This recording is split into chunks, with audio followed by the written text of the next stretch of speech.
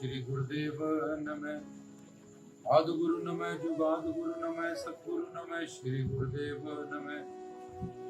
श्री गुरुदार धाम वाली से गुरु प्यारी सारी संगत को सचगरदार कहते हुए रब्बी उपदेश के विषय में आज गुरबानी का मूल मंत्र एक ओंकार सतनाम करता इसका व्याख्यान रिकॉर्ड करेंगी धन गुरु बाबा नानक जी, हिंदू गुरु मुस्लिम के पीर वली अल्लाह, जिन्होंने सचखंड से इस उपदेश को हमारे कल्याण के लिए उतारा, जिन पे ये पैगंबरी वाणी, रूहानी वाणी, सचखंड की सच्ची वाणी उतरी कलयुग में सब जीवों का कल्याण करने के लिए। तो मूल मंत्र 10 अक्षरों का। कोई भी चीज है, एक बिल्डिंग है, उसका मूल क्या है? उसकी नींव। एक पेड़ है, उसका मूल क्या होता है? एक बीज। ऐसी पूरी गुरबानी का जो मूल है वो मूल मंत्र है। और 9 दरवाजे प्रकट किए, 10वां गुप्त रखाया। तो 10वां द्वार खोलना के लिए 10 अक्षरों का ही मंत्र मिला। एक ओंकार सतनाम करता पुरख निर्भय निर्वैर अकाल मूर्त ज्योति सैभम गुर प्रसाद। तो कलयुग में जीव के कल्याण करने के लिए गुरु नानक जी जब अवतार लेके आए, कुल जग छानन होया, गुरु नानक प्रकट जब हुआ, तो उन्होंने वाहिगुरु अल्लाह ताला मौला ईश्वर परमेश्वर परमात्मा से दुनिया को तारने के लिए, इस आत्मा को परमात्मा से मिलाने के लिए, जपजी से आनंद तक हमें पहुंचाने के लिए, जो अपनी उदासियां की, यात्राएं की, अलग अलग दिशाओं में बाला मर्दाना के साथ जाके नाम जपाया, ज्ञान बांटा। तो सबसे पहले जो वाणी जपजी साहब की सत्संग से उतरी, उसके विषय में प्रकाश डालेंगे एक ओंकार। क्योंकि बाबा फरीद, कबीर, कितने भक्त नामदेव, जयदेव, इस वाणी में भक्तों, गुरु ग्रंथ साहिब में भक्तों की वाणी है। और ये मूल मंत्र सबसे टॉप में होता है। तो सब भक्तों का, फकीरों का, उसमें बैठे संतों महापुरुषों का ज्ञान जो गुरु नानक देव जी से ही मिलता था, मेल खाता था। एक ओंकार स्वरूप, एक परमात्मा से जोड़ने वाला, तो वो सब उन्होंने पवित्र श्री गुरु ग्रंथ साहिब में एकता बनाने के लिए दर्ज किया। तो एक ओंकार सतनाम करता पुरख, इसका व्याख्या एक मतलब परमात्मा, ईश्वर, अल्लाह, खुदा, वाहिगुरु, इसके अनंत नाम है। हमें संसार में जब किसी की परिभाषा देनी होती है तो हम बताते हैं कि इसका ये नाम है और इसकी ये विशेषता है, जब इसमें ये गुण है। इसी तरह से अब उन्होंने वाहिगुरु की सचखंड में, गुरु ग्रंथ साहिब में जो अकाल पुरख, सतपुरुष, कर्ता पुरख, निरंजन, उस परमात्मा की जो तस्वीर खींची गई 10 चोलों में, 10 मुहल्लों में, वो सचखंड में विराजमान ज्योत स्वरूप, प्रकाश स्वरूप परमात्मा की ही खींची गई। इसलिए ये निराकार, निर्गुण, निर्विशेष सचखंड में ज्योत, सच्चिदानंद ज्योत विराजमान है, अखंड। उसकी तस्वीर खींचते हुए, उसके बारे में समझाते हुए कि ये एक को समझाने के लिए 1430 अंग गुरु नानक देव जी ने 9 खंड पृथ्वी जा जाके संतों, फकीरों, महात्माओं से जाके एकता बने, भाईचारा बने, प्रेम बने, इकट्ठा किया और इसका जाके अपने विचारों से लोगों को तारा और समझाया। तो एक उस परमात्मा कह लो, शिव कह लो, अल्लाह कह लो, वाहिगुरु कह लो, आनंद कह लो, सुख कह लो। तो अब वो एक को समझाने के लिए बाकी 1430 अंग है, पर हम सिर्फ मूल मतलब बेस, जहां से सारा गुरबानी शुरू होगी। और जैसे बिल्डिंग का बेस नींव होती है और पेड़ का जो बेस होता है वो बीज होता है, इसी तरह से एक मतलब परमात्मा, ईश्वर, अल्लाह, खुदा, कुछ भी तुम कह सकते हो, उसके अनंत नाम है। वो एक ओंकार है, अकार, उकार, मकार। बार बार ये बता रहे हैं, इसमें जो ईश्वर की तस्वीर खींची गई है वो ज्योत स्वरूप सचखंड में जो विराजमान है, परमात्मा ईश्वर खुदा अल्लाह वाहेगुरु, उसके प्रति खींचेगी। तो वही एक जो ईश्वर है, परमात्मा है, अल्लाह खुदा है, वो आकार ओकार मकार, पैदा करने वाला, पालन करने वाला और हमें एंड में इस सृष्टि को खत्म कर देने वाला है। तो ये तीनों शक्तियां, तीनों काम वही एक परमेश्वर कर रहा है। परमात्मा के दो स्वरूप होते हैं, निराकार और साकार। अभी वो कलगी अवतार लेके आएंगे, नरसिंह अवतार उनका हुआ, लेकिन इसमें तस्वीर निराकार ईश्वर परमेश्वर परमात्मा की खींची गई कि वो एक परमात्मा, क्योंकि उस समय कहते थे दुनिया में हमेशा से कर्मकांड में ये पैदा करने वाला ब्रह्मा है, पालने वाला विष्णु है और मृत्यु देने वाला शंकर जी हैं, जय शिव है। तो जब हमें परम चरम सीमा का ज्ञान हो जाता है, सच्चा तत्व ज्ञान, तो हमें पता चलता है कि अलग अलग ब्रह्मांड के जितने मुख का ब्रह्मांड होता है उनने ही ब्रह्मा विष्णु शंकर होते हैं। उनके ऊपर भी एक पावर है जिसको अकाल वाहेगुरु शिव हम कहते हैं। तो उनकी कमांड से उनको जो जो ड्यूटियां दी गई वो काम करते हैं। पर यहाँ पे जो ब्रह्म विष्णु शंकर आकार उकार मकार बताया है, वो निराकार स्वरूप के वही शक्ति परमात्मा की काल पूर्ति कर्ता पुरख की, अगर वो पैदा कर सकता है, पालन नहीं कर सकता, फिर वो दूर है। पालन किया, हमें मार सकता, हमें पैदा कर सकता है, हमारा पालन नहीं कर सकता, क्यों माने, फिर वो दूर है। पालन कर सकता है, पैदा नहीं कर सकता, फिर भी दूर है। मृत्यु दे सकता है सिर्फ, पैदा, फिर भी वो दूर है। तो इस तरह से तो तीनों डिविडेशन में तीनों शक्तियां दूरी हो जाएगी। इसलिए गुरु नानक देव जी ने कहा वही ईश्वर पैदा करने वाला है, रक्षा करने वाला है, इस सृष्टि को टिकाया है। तुम्हारे अंदर भी संकल्प आता है, टिकता है, थोड़ी देर खत्म हो जाता है, चाहे कोई भी हो। इसी तरह से सत्य संकल्प शक्ति से भगवान ने, उसके परमात्मा ने, ईश्वर ने, अकाल पुरुष ने आकार इस सृष्टि को प्रकट किया, औकार इसकी रक्षा कर रहा है और माकार इसको नष्ट कर देगा। तो अकार औकार माकार इस तीनों से मिलके बना ओंकार। तो गुरु नानक देव जी ने मूल मंत्र से ये दुर की बानी अल्लाह खुदा ने ये सिद्ध किया कि मैं ही वो एक शक्ति हूँ जो पालन करती हूँ, जो जन्मदाती हूँ, और मैं ही तुम्हारी मृत्यु दाती हूँ। तो गुरु नानक का रूप उस शक्ति ने धारा, उसी परमात्मा ने महात्मा का रूप धारा हुआ, हमें वो ज्ञान दे रहे हैं। तो एक ओंकार सतनाम। अब जब बताया कि संसार में बताते हैं कि इसका ये नाम है वो नाम है, तो लोगों ने पूछा, संगत सवालियों प्रेमियों, कि ये जो एक है और ओंकार स्वरूप है गुरु नानक जी, उनका नाम क्या है? उस नाम तो उसका, ऐसे तो अनंत उसके नाम है, लेकिन उन्होंने कहा उसका नाम सत्य नाम है। सत्य है वो, सत्य मतलब वो नित्य है, आदि सच जुगाद सच है भी सच, नानक होसी भी सच। इसमें नानक होसी वो सत्य है, और सत्य की परिभाषा होती है जो नित्य हो, जिसके ना शुरुआत हो ना अंत हो, क्योंकि जो अनादि है, आदि है, जिसका भी शुरुआत है उसका अंत होता है, उसकी कोई शुरुआत नहीं, वो ही सबकी शुरुआत है, वो नित्य है। ऐसा सत्य है जो नित्य हमेशा है, काल से अकाल से काल, इस समय का, ये सूरज से दिन रात होने से इस समय का भाव होने लगा, ये बार बन गए सोमवार मंगल। पर जब सूरज ही नहीं रहेगा, दिन रात ही नहीं रहेगा, तो कौन रहेगा? वही एक सत्य ईश्वर जो नित्य हमेशा है। लेकिन इस समय के कारण, सूर्य के कारण वो सच था, अच्छा तो फिर आगे होगा कोई गारंटी नहीं, वो सच है आगे होगा, वो सच होगा इसका मतलब आज नहीं है। तो गुरु नानक कहते हैं वो सत्य नाम है, ऐसा सत्य है जो हमेशा है, कल भी वो सत्य है, पीछे भी सत्य है, आज भी वो सत्य है। लेकिन जीव को समझाने के लिए उन्होंने आगे बोला आद सच जुगाद सच, के पहले भी वो सच था, आज भी सत्य है, आगे भी वही एक सत्य रहेगा।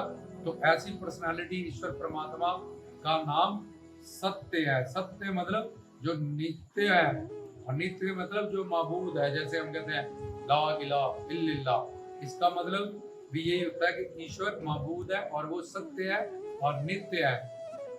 तो एक ओंकार सतनाम, उसका नाम सत्य है। एक ओंकार सतनाम कर्ता पुरख, और वो ऐसा सत्य है जो किसी की कृत नहीं है। किसी ने घड़े बनाए, घड़े कोई ले गया, बनाने वाला कहीं बैठा है। बर्तन बनाए, बर्तन खरीदने वाला कहीं ले गया, बनाने वाला वो बैठा हुआ है। किसी ने चित्रकार ने चित्र बनाया, चित्र कोई खरीद के ले गया, चित्रकार वही है। लेकिन वो ऐसा कर्ता पुरख है जिसने जो बनाया उसमें वो पूरी तरह समाया हुआ है, अपनी पूरी सृष्टि में सर्वव्यापक होके। वो ईश्वर, वो परमात्मा, इसलिए वो किसी की कृत नहीं। 84 लाख शरीर, ये खंड ब्रह्मांड, 9 खंड पृथ्वियां, ये 14 भवन, जात का सात पताल, या 14 पुरियां, ये सब उसी की बनाई हुई है। जैसे ये धरती प्रलय के समय पानी पानी, अग्नि अग्नि, वायु वायु, आकाश आकाश, अहंकार अहंकार, माया में जाके विलीन, और माया फिर परमात्मा में जाके मिल जाती है। तो ये परमात्मा हर चीज का कर्ता और कारण होता है। दही का कारण क्या है? दूध। इसमें ऐसे ही बीज, पेड़ का कारण क्या है? लेकिन वो ऐसा करता है कि जिसने सब कुछ किया है उसका खुद का कोई कारण नहीं है, वो अकारण करुण है, लेकिन वो भी सब चीजों का कारण है। इस सृष्टि की रचना का कारण है। 9 खंड पृथ्वी, खंडों ब्रह्मंडों, सूर्य, चांद, आकाश, तारे, सब कुछ उसने बनाया। वो किसी की कृत नहीं है, क्योंकि वो करता है, और उसने जो बनाया है उसमें वो पूरी तरह समाया हुआ है। जैसे दूध में घी सर्वव्यापक होकर समाया, तिल में तेल, फूल में खुशबू, इस तरह से उसने जो भी बनाया उसमें वो पूरी तरह सर्वव्यापक होके, पूरक मतलब पूरी तरह परिपूर्ण परमात्मा समाया हुआ है इस पूरी सृष्टि में। तो ये कर्ता और पुरख, एक ओंकार सतनाम कर्ता पुरख निर्भव। अब बोलते हैं ये इसका नाम है, इसकी विशेषता क्या है? वो निर्भव और निर्वैर, उसी को किसी का डर नहीं और उसकी किसी से कोई दुश्मनी नहीं। क्योंकि डर उसको होता है कि जो एक से एक चीज बड़ी है, उसकी हुकूमत है, उसको जब वो सबसे बड़ा है, उससे बड़ा कोई है ही नहीं, तो उसको किसका डर होगा? ना उसका कोई कॉम्पिटिटर है, ना उससे कोई आगे है, तो वो परम शक्ति है। तो इसलिए वो किसी से नहीं डरता, क्योंकि वो सर्वशक्ति मान है, वो परमेश्वर है, ईश्वर है, परमात्मा है। और जो जिसको उसको जो जान लेते हैं, जिनके अंदर वो प्रकट हो जाता है, वो भी हर तरह के भय से रहित हो जाते हैं। तो निर्भव मतलब हर तरह के भय से, मृत्यु के डर से, मान प्रतिष्ठा के डर से, जब और जो इंसान को कितने सारे डर इसके अंदर बैठे हुए हैं, लेकिन वो निर्भय है परमात्मा ईश्वर, क्योंकि उसका आदि नहीं, उसका अंत नहीं, वो बेअंत है। उससे कोई बड़ा नहीं, उससे ज्यादा कोई ज्ञानवान नहीं, उससे ज्यादा कोई शक्तिशाली नहीं, उससे ज्यादा कोई रूपवान नहीं, सब जगह बेअंत बेअंत लगा दो। इसलिए वो निर्भय है, क्योंकि वो परम शक्ति है, सुप्रीम पावर है, उसके ऊपर कोई और किसी की हुकूमत नहीं, उसकी ही हुकूमत सारी कुल सृष्टि कायनात पे है।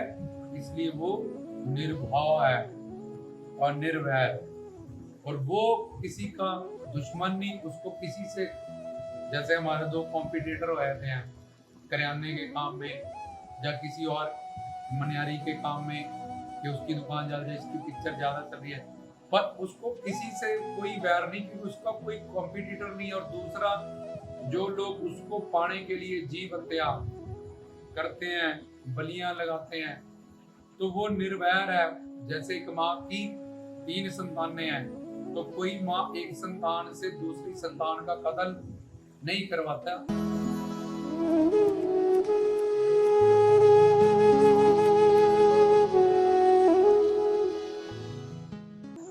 ऐसे ही उसने 84 लाख शरीरों को 4 खानी अंडज ज्वेरज उद्भत स्वेदज से पैदा किया, इसलिए वो निर्वैर है।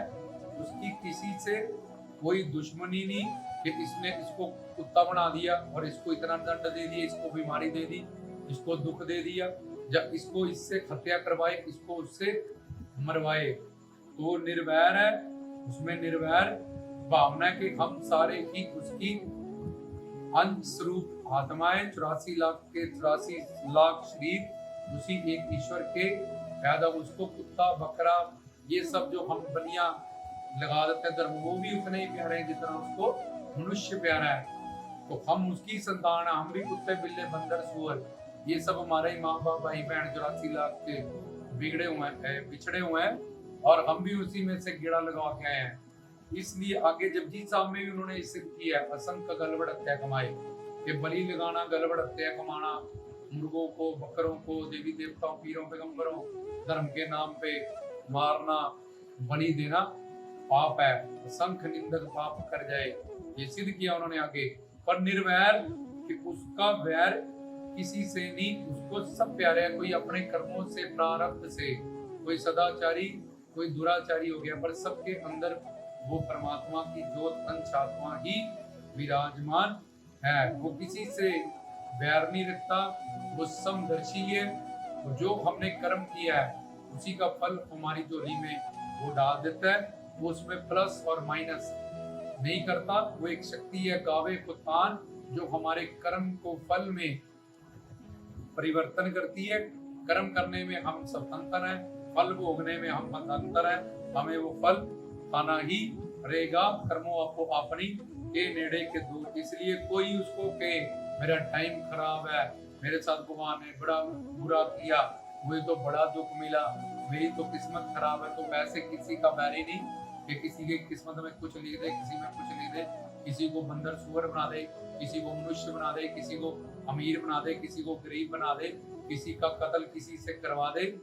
ये सब बातें हम जीव हत्या पे एक लेक्चर रिकॉर्ड करेंगे। फिर सब हम धर्म ग्रंथों से, सनातन धर्म से, इस्लाम से, बाइबल से, गुरु ग्रंथ से ये साबित करेंगे शास्त्रों से कि कैसे किसी भी धर्म में तुम किसी भी जीव की हत्या, चाहे तुम बकरीद को, चाहे तुम वेद वाणी पढ़ो, चाहे तुम काली चंडी को, किस तरह से संस्कृत के श्लोकों ने, वेदों शास्त्रों ने, ग्रंथों पंथों ने इन सब चीजों का खंडन किया। तो वो निर्वैर है, उसका वैर किसी से नहीं। निर्भाव, निर्वैर, अकाल मूर्त। और वो काल मतलब समय, जन्म मृत्यु की पकड़ से बाहर है। वो अकाल है, वो समय को पैदा प्रकट करने वाला इस सूरज से, लेकिन वो इस समय की पकड़ से बाहर है। समय में उसने सृष्टि को प्रकट किया है, सृष्टि की रचना कर रहा है और सृष्टि को ही खत्म कर। जब सूरज ही नहीं रहेगा तो समय क्या तुम नोट करोगे? दिन हो रही है, रात हो रही है, सोमवार हो रहा है, मंगलवार हो रहा है, वीरवार, ये सब कुछ खत्म हो जाता है तब। तो वो अकाल है, वो इस काल की पकड़ से, समय की पकड़ से बाहर है। और फिर वो पूछते हैं कि ठीक है, उसमें दो गुण भी बता दिए, निर्भव और निर्वैर, जो सबसे बड़े हैं। इसलिए जिसमें परमात्मा प्रकट होता है ईश्वर, उसको निर्भव और निर्वैर, ये दोनों गुण उसके पास आ जाते हैं कि इसमें परमात्मा, और वो किसी से वैर नहीं करता, सबसे मोहब्बत करता है। भाई कन्हैया जी ने दुश्मनों को भी अपने जिससे जंग लड़ रहे थे पानी पिलाया, और उनमें भी अपने गुरु गोविंद सिंह जी को देख लिया, क्योंकि उनमें निर्भाव और निर्वैर। इसके लिए मुझे कोई क्या कहेगा, ये निर्भाव और निर्वैर, मेरी किसी से कोई दुश्मनी नहीं। मैंने तो अगर किसी के शरीर पे फोड़ा आ गया तो फोड़े को काटना, उसका गला नहीं काट देना। तो उसकी इस बात का ज्ञान रखते हुए ये निर्वैर अकाल मूर्त है। फिर पूछा गया, ऐसा ईश्वर भगवान है जो हम सनातन धर्म में मूर्तियां बना लेते हैं, जहाँ कोई ना कोई रूप सजा लेते हैं, तो मूर्ति, तो उनसे पूछा गया गुरु नानक देव जी से कि उसकी भी कोई मूर्ति है जिसमें हम उसकी पूजा करें, ऐसे ईश्वर वाहिगुरु अल्लाह की? तो उन्होंने कहा हाँ, वो भी मूर्तिमान है। देखो ये आकाश जो खड़ा है, बिना पिलर्स के ये आकाश को खड़ा कर दिया, इसके चांद, सितारे, ये नौखंड पृथ्वी, ये पक्षियों के भरे हुए रंग, ये सब पहाड़, वनस्पति, ये सब उसकी मूर्तियां। वो ऐसा मूर्तिकार है जिसने ऐसी मूर्तियां बनाई है कि इंसान कभी उस मूर्तियों के बारे में जो इंसान खुद मूर्ति बनाता है उसमें फिर भाव करता है, उसकी फिर पूजा करता है, लेकिन उसकी मूर्तियां ऐसी बनाई हुई हैं, आकाश खंड ब्रह्मांड चांद तारे सूरज, ये सब पांच तत्व, तो वो अकाल भी है, काल की समय से पकड़ से जीवन मृत्यु से बाहर है, और वो मूर्तिमान भी है। ये सब उसकी मूर्तियां हैं। एक ओंकार सतनाम कर्ता पुरख निर्भाव निर्वैर अकाल मूर्त अजौनी, वो अजन्म है, उसका जन्म नहीं होता, क्योंकि जिसका जन्म होएगा उसकी मृत्यु होएगी। वो प्रकट होता है लेकिन वो जन्म नहीं लेता। इसलिए जो महात्मा होते हैं उनका धरती पे जिनके अंदर ज्योत प्रकट होती है, सिद्ध नित्य मुक्त होती है। हम कह देते हैं ऐसे कि वो पैदा हुए वहां पे उनके पुत्र बने, लेकिन वो धरती पे आना जाना करते हैं, अपनी मर्जी से आते हैं, अपनी मर्जी से चले जाते हैं। जैसे जेलर भी जेल में बैठा है पर वो वहां का कैदी नहीं है। वहां कितने कैदी हैं जेल में, जेलर भी है लेकिन वो वहां का कैदी नहीं है। एम्बुलेंस अगर एक्सीडेंट कर दे किसी, उस पर कोई कोर्ट केस नहीं होता, कोई पुलिस वाला उसको नहीं पूछता। ऐसे ही वो सिद्ध नित्य मुक्त नानक कबीर फरीद के रूप में अवतार लेके भी, और वो अजन्म है, वो जन्म मृत्यु से बाहर है। अंडज जेरज उद्वज स्वेदज, इन चारों खानियों से वो बाहर, अंडों से पैदा होना, माँ के पेड़ से पैदा होना, धरती फाड़ के पेड़ पौधों की तरह पहाड़ों की तरह पैदा होना, और पसीने से पैदा, इन चारों खानियों से वो परे हैं। ये चार खानी होती है 84 लाख शरीरों को प्रकट करने के लिए।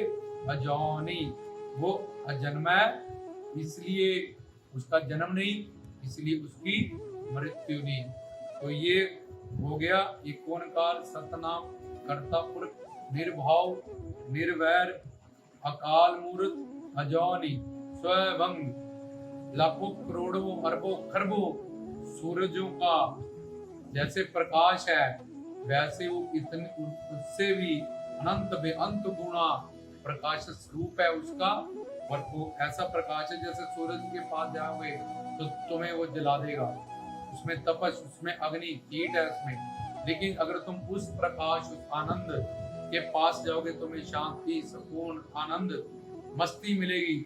स्वभंग का मतलब होता है कि प्रकाश स्वरूप है, जो आनंद स्वरूप है, जो ज्योत स्वरूप है, जो सत्य स्वरूप है, जो सच्चिदानंद स्वरूप है, जो आनंद स्वरूप है, लाखों करोड़ों अरबों खरबों का सूरजों के भी प्रकाश से भी जो बेअंत गुना ज्यादा प्रकाशित है, उसको स्वयं, उसने उसी शक्तिमान ने एक से दो शक्ति मान में शक्ति है, शक्ति शक्तिमान और त्रिगुणात्मक माया स्वयं खुद को एक से दो, दो से तीन, तीन से चार करते हुए अपना इस रूप को, इस संसार की रचना की है। अंत में फिर वो एक हो जाता है, निराकार से साकार, साकार से निराकार, वो सत्य संकल्पा शक्ति से।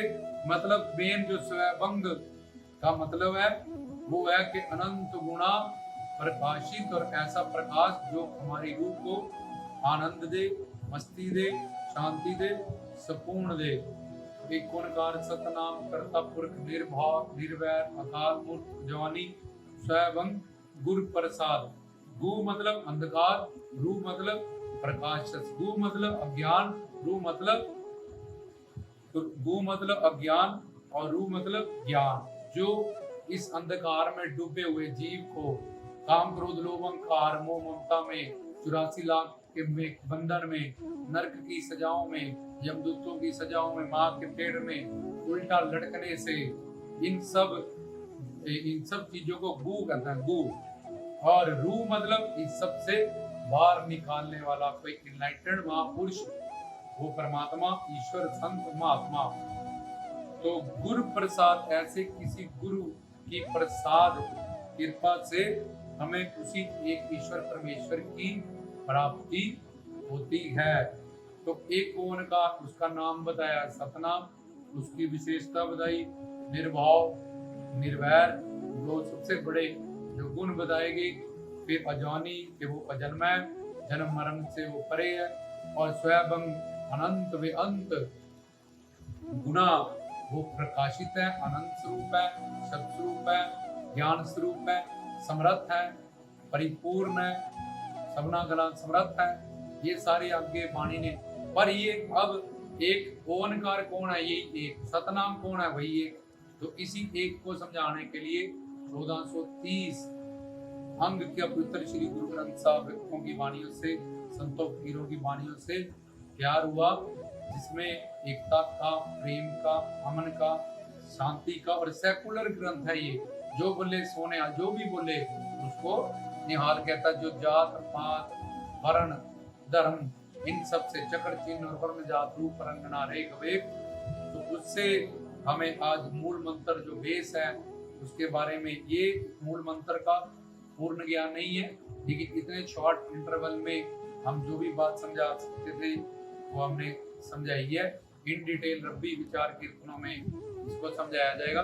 तो एक ओंकार सतनाम कर्ता पुरख निर्भव निर्वैर अकाल मूर्त अजवानी सैभं गुरु प्रसाद, उन्होंने 10 अक्षरों में उस वाहेगुरु अल्लाह ताला खुदा की, परमात्मा ईश्वर की पूरी तस्वीर को बयान करना था। इसलिए उन्होंने उन 10 अक्षरों को सिलेक्ट करके उसमें उस ईश्वर परमेश्वर की पूरी तस्वीर को, जो सचखंड में जो स्वरूप विराजमान है, खींच दिया कि वो एक है, वो पैदा करने वाला, रक्षा करने वाला और मृत्यु देने वाला, प्रलय करने वाला, नष्ट करने वाला वही है। उसका नाम सत्य है, कर्ता पुरख है, वो किसी की कृत नहीं है, और अपनी बनाई हुई पूरी सृष्टि में, कायनात में वो पूरी तरह सर्वव्यापक होके समाया हुआ है। वो काल की पकड़ से बाहर है, वो अकाल है, महाकाल है, वो मूर्तिमान है, वो स्वयंभंग है, प्रकाशस्य आनंद स्वरूप है, ज्योत स्वरूप है, ज्ञान स्वरूप है, समर्थ स्वरूप है। तो स्वयंभंग अजौनी का मतलब भी आपको बता दिया।